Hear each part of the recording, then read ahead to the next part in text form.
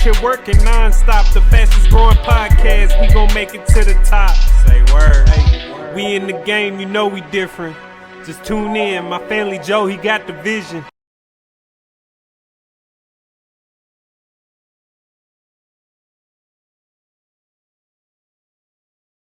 Yo, another episode of the world's fastest growing podcast. We back in New York City, my home state. We got one of the best to ever do it from New York, NBA vet, now coach of Long Island University, my guy Rod Strickland. How's everything, my G? All good, man. Pleasure to be here. I'm gonna take it from the top. Born and raised in the Bronx. Let's talk about it. Who put the basketball in your hand? And let's just take it back to that New York City era of basketball in that time. Yeah. So, I grew up watching my brothers play, Okay. From Mitchell Projects in the Bronx, Mitchell Projects. 138th 3rd Avenue. And just going in that gym every day, watching my brothers and all the older guys play, man, I wanted to be like them. And then also loved pro basketball. So I watched Magic Johnson, Dr. J, George Gervin.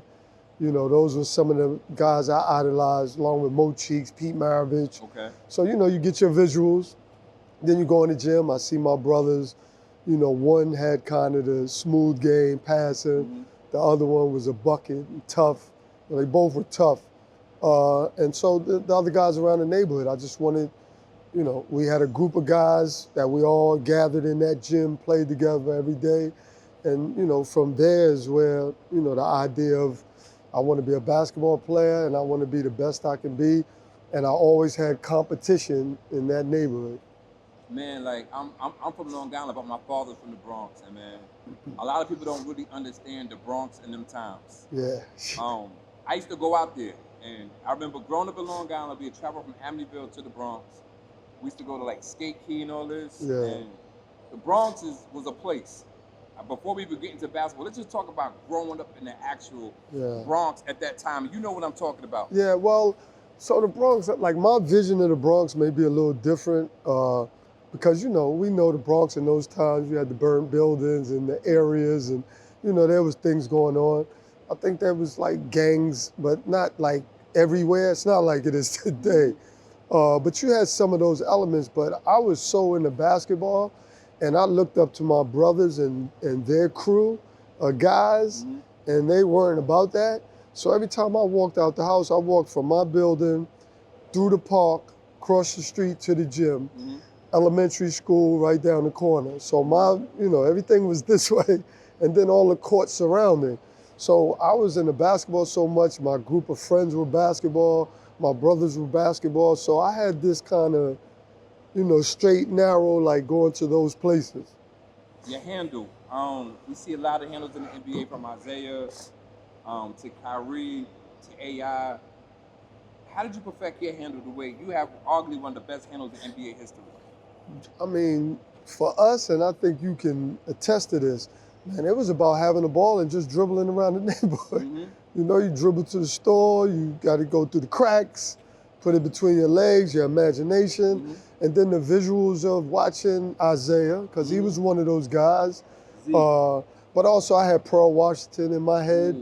I've never mentioned this name before, and it may be a random name and people may not understand. I'm gonna give you two names. No one may know. But there was a guy named Mikey Edwards from Patterson Projects. Nice. He was about 6'5", 6'6", and he just had this handle, right? I remember him. And then there was a guy that I never mentioned before. And one day I was with my friends and I'm like, man, we never mentioned him.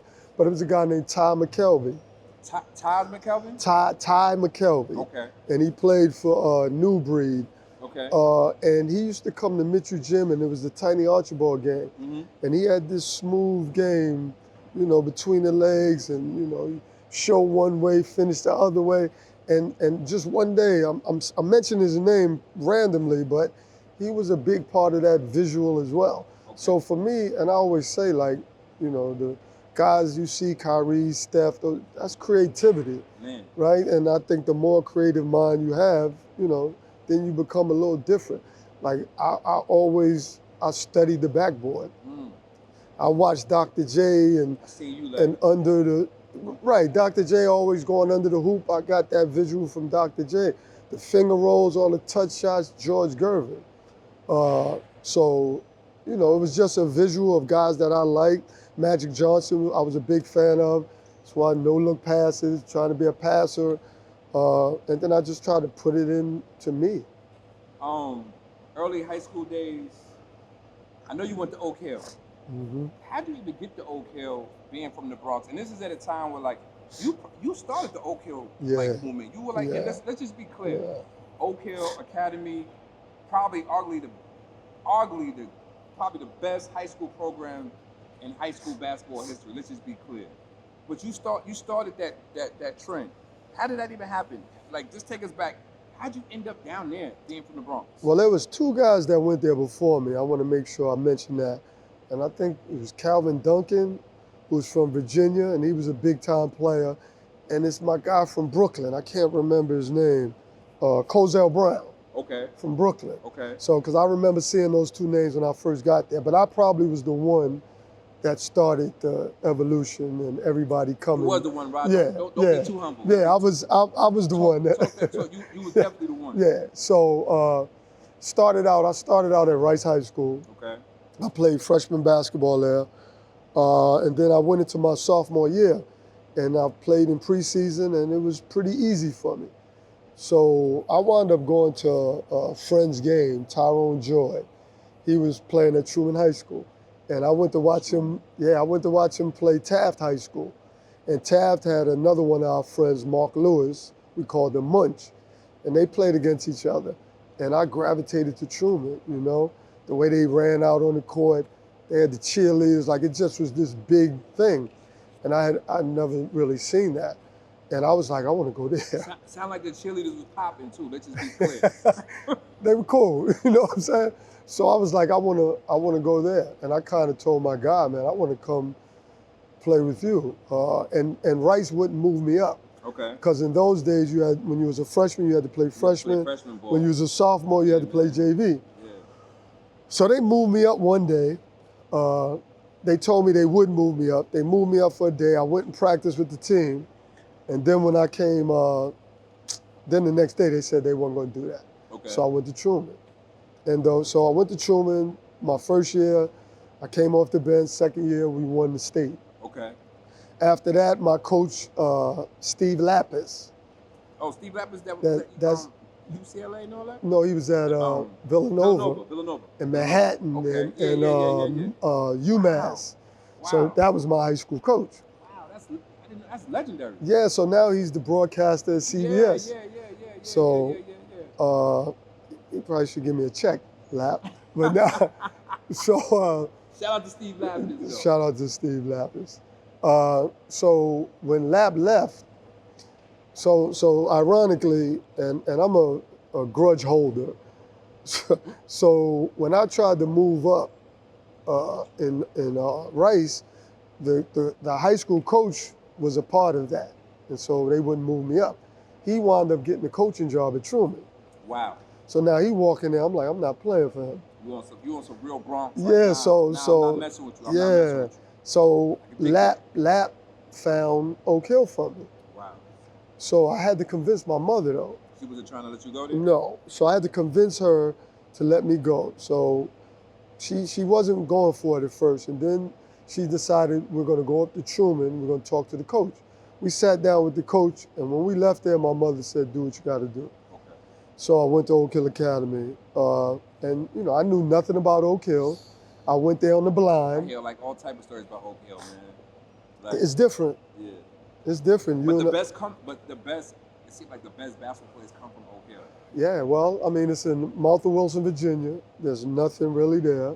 You know, you're on this campus, surrounded by nothing, and you know. No girls. I heard no girls. Steve and Jack always say that too, though. Jack. No, there's girls there, but it's separated. Okay. And if you do anything wrong, you can get kicked out. Oh, wow. So yeah. When did you realize like you was like that nice and you was ready for like the next level? Like what age was you at? When you say next level, you mean like NBA? Next level, like NBA, like even like to a point like I remember I used to go places with my cousin and he used to go in there and kill. Mm-hmm. And that's when I was like, this dude is really better than everybody Yeah, here. yeah. When did you realize like what age was that? I don't know. That's a good question. I just know when I went from, was it 10th grade to 11th grade, I grew from 5'8" to 6'1". Was you always playing point though? Always playing point. Okay. And I was always good, always one of the better players, you know, up and down, you know, 1, 2, 3, you know. But I remember I went from 5'8" to 6'1", and everything became different.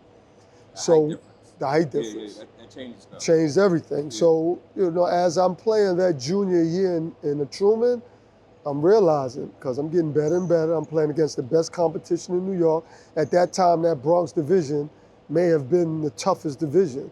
And then as we win city and we win state, you know, now I'm starting to feel like, okay, I'm here. But I remember one of my friends, Tyrone Joy, and he doesn't even remember this because I brought this up to him one day. One day we were in front of the gym. I think I had went through my summer session. I won MVP in Las Vegas. Okay. We went. AAU and all that, right? This is AAU. Okay. We lost no games, right? Because back then there was no like losing bracket. Like if you went to the losing bracket, you had no chance. Okay. So we won every game. I got MVP, and then we're standing in front of the gym, and Ty said, "Do you know you top 10 in the country?" Wow. And I was like, "Wow." And that was the moment, like, you know, and in that moment, I don't know if I said to myself, yeah, I'm top 10. I just said, wow, like I'm moving up. But the realization of, okay, you got a chance to be an NBA probably was during my freshman year in college. I got to ask you, my father told me to ask you this. You're from New York City. This is at a time where, let's just be clear, the Big East is popping. St. John. I know you said you like John Thompson. Love John Thompson. Rest in peace to John Thompson, one of the best to do it. Yes. Villanova, Providence. And you wind up going to DePaul. Yeah. What's up, man? Yeah. How you end up in Chicago? Yeah. So back then DePaul was a top 10 program in the country. They had a pipeline to New Jersey and New York for point guards. Okay. Actually, Queens finest Kenny Patterson. That's a fact. And I idolized Kenny Patterson. Yeah, that's a fact. So they had that pipeline, and they were on TV all the time. We didn't have all these channels.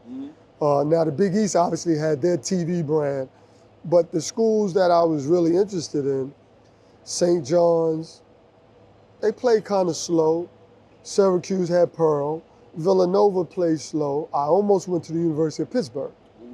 That was my second choice. Who was there, Jerome Lane? Charles Smith, Jerome Lane, Kurt Akins, Demetrius Gore. Like, yeah, we would have been something. But DePaul was an open court. And they played up and down, they played fast, and they were on national TV every game. Wow. And back then, that was unheard of, but they were on WGN. And back then, WGN was WRR, WGN, and it was nationwide. So every game, anybody could watch me play. And I always had this thing, I wanted to be on TV. And I wanted to show people what I can do on TV. So that was it. So, did you want to go to anyone in the Big East? I was interested in Villanova. Okay. I was interested in St. John's. I was interested in Syracuse. But I just thought the best match for me at that time was DePaul University. I had UNLV. I had Georgia. I didn't take any of those visits. Like, I was so enamored with DePaul. I was a big Mark Aguirre fan. Yeah, Terry Cummins. Okay. You know, they went to the Final Four, played UCLA, lost. And then I was a Kenny Patterson fan. That transition from high school to college, what was the biggest adjustment for you playing the point guard? Wasn't. So you just came in there like, this is nothing for Yeah, me. it wasn't. It wasn't. Coming in, I'm just like. No, it wasn't. I mean, the adjustment is just the new environment, right? Now it's a college environment, got different teammates, have better teammates. But now it's just acclimating yourself, trying to figure out who's who, how you gonna fit into this program, and also how you gonna stand out. Okay. Right? Because you got that feeling like I'm there as the #1 recruit, so I'm supposed to make a difference. So now I got to figure out how to make a difference. That's a fact. NBA draft. You drafted to the Knicks. And got booed. Yo, New York. Listen, I just told my peoples, I live in Houston, Texas, right? I'm from New York. New York has got to be the rudest people ever My in the people. world. And I love y'all. I'm from New York, but in the South, it's nothing like that. Yeah. First of all, they boo you. I got booed. Just take us back to draft day, getting booed, and teaming up with Mark Jackson. Yeah. So I go into the draft. So that day, I got a call from my college coach, Joey Meyer. And we didn't leave, I didn't leave there on the best of terms. So him calling me was interesting. And he basically called me to tell me I was dropping in the draft. And Boston and the Lakers, I guess, called or whatever. So now I'm a little nervous. I was told I was gonna go 15. I was told by my agent that Seattle Supersonics had 15th pick. Okay. And if I was there, they would take me. Okay. So draft day comes. I really wanted to go to the Bulls, but I knew they weren't gonna pick me. So now 15 comes. That's been crazy. Yeah. You and Mike? Yeah. 15 comes and they picked Holden. Was it Holden? Somebody, I forgot. And they made a trade. So now I'm nervous because I don't know where I'm going. Okay. And then the 19th pick is the New York Knicks, right? Because I'm looking at the board and I'm looking because it was like Knicks, Utah was there, Houston was there, might have been Denver. So I'm like, they're not taking me. So I start looking down to Boston and the Lakers. So I'm kind of like, I might drop. Then I'm worried about dropping in the second round. Back then, second round's not guaranteed. Right. It's a whole different ball game back then. We first rounders around here, lottery picks. Yeah, yeah. So I had those nerves. And then the Knicks picked me. I was a little confused. I don't know if I should have been at my happiest, but because I was confused because I know Mark Jackson was just Rookie of the Year. But as they were making the pick, the crowd is going crazy because it's the Knicks pick. Everybody wanted Shelton Jones. Well, that's about, you know what's crazy? Shout out to Shelton Jones. My dad's a bishop in Long Island. Shelton Jones' whole family go to my church. Yeah, yeah. So he kind of grew up with us too. He's from Amityville. Shout out to Amityville. Yeah, so everybody was revving up, and Mark and Shelton was there. And somebody tell me this ain't true. I gotta look back, but I thought they were like holding hands. Don't kill me, It was Mark. close. But I thought, they wanted that to happen. And I just remember that visual, and I just thought that was gonna happen. And then when somebody or one of the media people said, it's you. And I was like, huh? And they called my name, I got booed. And then Mark was there, I remember us saying what's up to each other. But then we had a game the next day against each other at City College. Wow. So it was packed outside, lines. I mean, it was incredible. We played against each other. We both probably had like 40. And then from there, we had to compete with each other. Man, how was that? Like Mark Jackson, obviously another New York guard, great legend. You guys, different type of style of basketball. How was it playing with him? Well, when we played together, it was great. Okay. But it was either he was going to play or I was going to play. And Mark had already established himself. He was just the Rookie of the Year. He's playing with Pat. Him and Pat are in sync, but deservingly so. That's a fact. And now I'm here, and it's awkward now because I can play too. And so we battled and practiced. We had our moments. Mark will tell you I tried to fight him one day. He'll tell I was, but super, super, super respect always. Even going through, because for the most part, like, me and Mark used to joke with each other, like, because Mark's a clown, like Mark, and so we both, shout out to Mark. So like we were cool, but it still was this elephant in the room. And that made awkward moments at times. Between me and him, between the families, like it was awkward. I know how it is. But it was always respect, and I always knew who Mark was, but I always felt like I needed my own team and I should be playing on the court. And so that just became hard. And, I basically forced my way out of there. But, it was just interesting because they traded me and then they sat Mark. So it was just a weird situation. The Knicks are always doing something that's confusing as an organization, man. I totally don't understand them. I got to ask you this.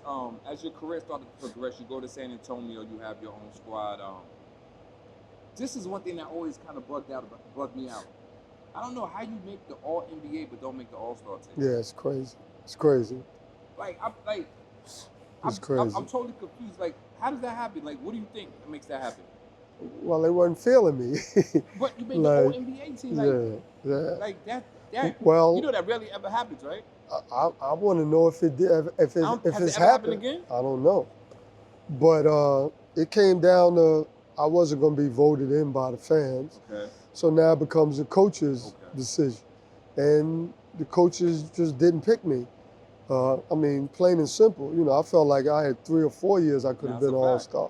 That's a fact. And to this day, sometimes, you know, I feel like, damn, because I would have loved, like, you just introduced me as former 4-time all-star, you know, so you don't get that, you know. But I made All-NBA and no one's ever, well, All-NBA, you know, I led the league in assists. I was always top 5 in assists if you go to my those years. Even though you talk about off record, like people had you still top 20 assists all time. Well, I don't even think people understand. When I retired number 6 in steals and number 9. I mean, I'm sorry, no, take that back. Number 6 in assists and 19 in steals. I don't think people even understand that part. So if you probably look at me in steals, I'm probably in the top 30.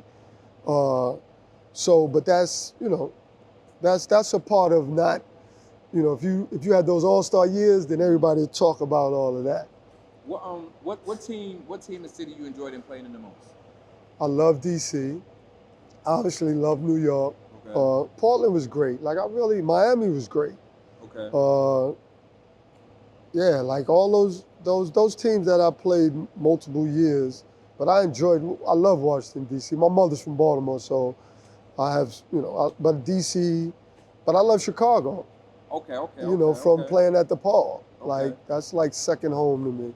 That Washington Bullets team, Chris Webber, I think was Juwan Howard there yet? Juwan Howard was there. Juwan Howard, Calvin Chaney, a young Ben Wallace. Why do you think that team never could get off the ground? We didn't keep it together long enough. Okay. You know, Ben was traded for Ike Austin, which I didn't understand.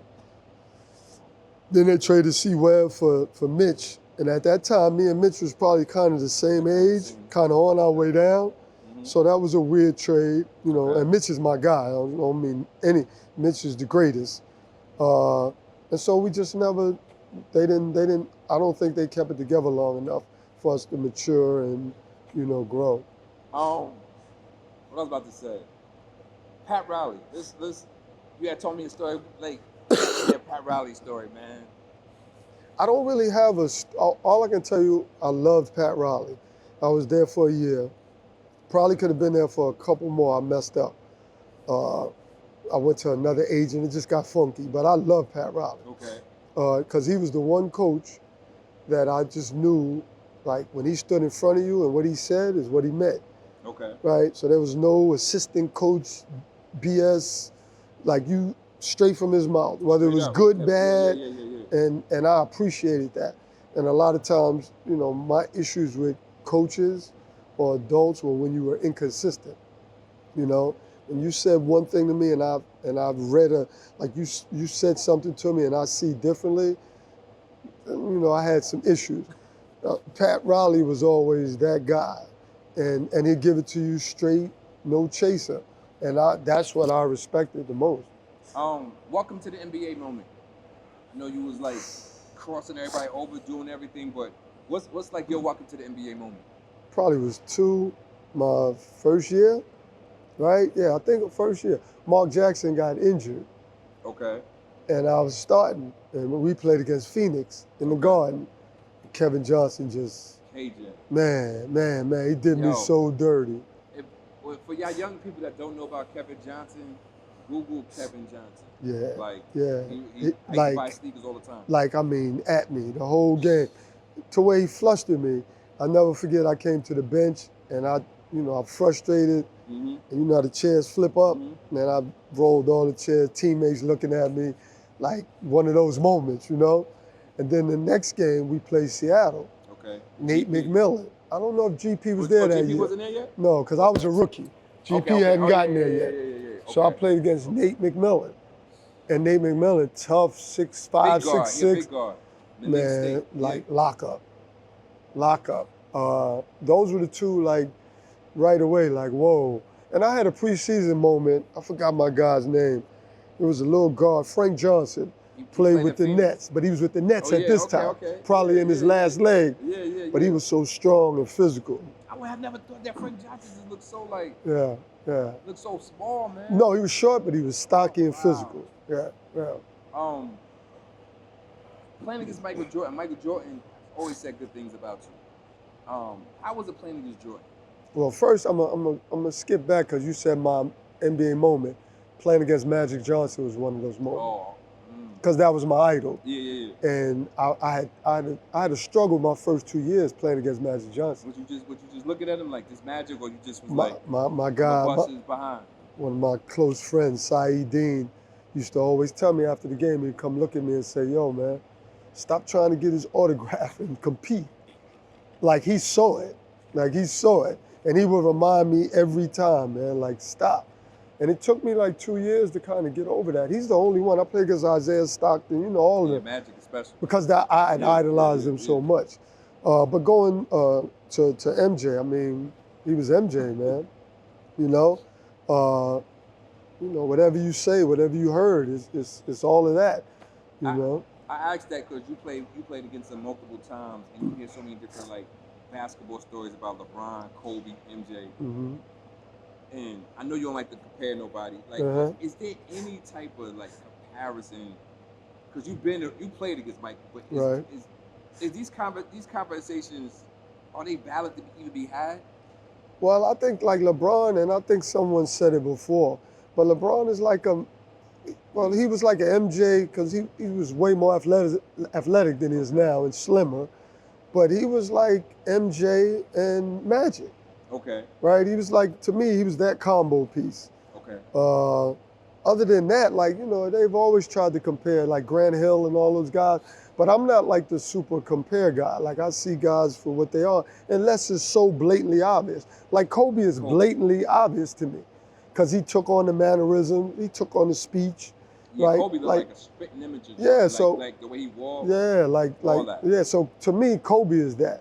The other guys might have some MJ in them, but I don't see, like they talk about Ant Edwards now. I see some, but I also see Ant Edwards. Like, I'm not there with the super comparison yet. I can dig that. Coaching. How did you get into coaching? Did you think you would be a coach? No, not as I was going through the league. I was all invested in being the best basketball player I could be. But as time went on, once I retired, I almost went overseas, and I decided not to. A word? Yeah, I almost. So you was going to go overseas to play? I was going to go play with Sabonis.